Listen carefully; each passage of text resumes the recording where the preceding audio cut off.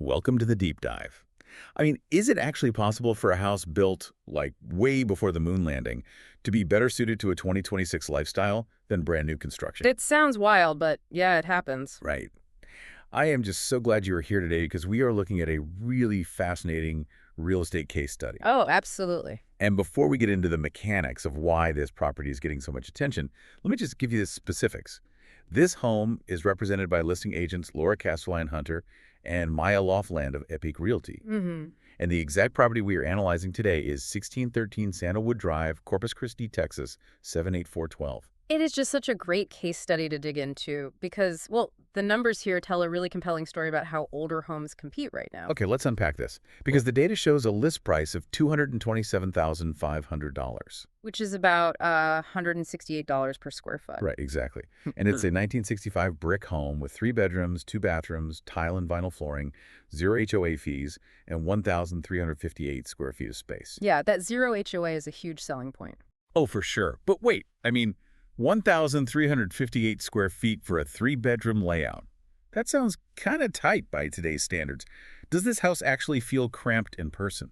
You would think so, yeah. But that is actually the brilliance of mid-century architectural philosophy. Oh, like how so? Like a perfectly tailored suit or something? Exactly. Unlike modern open concept layouts where you often lose, a ton of square footage to massive echoing hallways and transitional areas, homes from 1965 were engineered more like a ship's cabin. Oh, wow. A ship's cabin. That makes so much sense. So no wasted space. Right. Every single square foot has an assigned job. You get distinct purposeful rooms without the wasted space. Plus, that solid brick-on-slab construction means it was built to handle shifting Texas coastal soils way better than some lighter modern builds. Which is so important in a coastal city. And, that highly functional interior footprint actually explains why the exterior space becomes so important here. Yeah, you definitely need that balance. Because when the inside is that purposefully curated, you really want room to breathe outside. And here you have a 6,200 square foot lot, an attached 2-car garage, and a covered patio perfect for entertaining. Not to mention the minimal flood risk. Right, because it sits in flood zone X. But how exactly does a coastal city like Corpus Christi determine a zone X that avoids those high insurance premiums? Well, flood zone X simply means the property sits outside the 500-year floodplain. In coastal geography, that usually comes down to microelevations, like natural ridges in the land, or just highly established city drainage infrastructure that funnels water away. Oh, okay, I see. But what's fascinating here is the walkability metric. This property boasts a walk score of 75, which actually categorizes it as very walkable. Wait, really?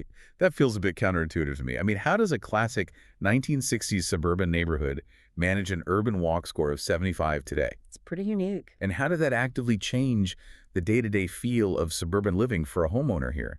Well, it happens because the city essentially grew right around this established subdivision. Over 60 years, commercial zoning infilled all the surrounding borders. Oh, so it kind of got engulfed by the city amenities. Exactly. So today you get quiet streets with mature trees, but everyday amenities, shopping and dining are literally just a stroll away. You are even just zero point 0.9 miles from Smith Elementary. That is amazing for families. Yeah, it completely removes the friction of needing a car for every single errand.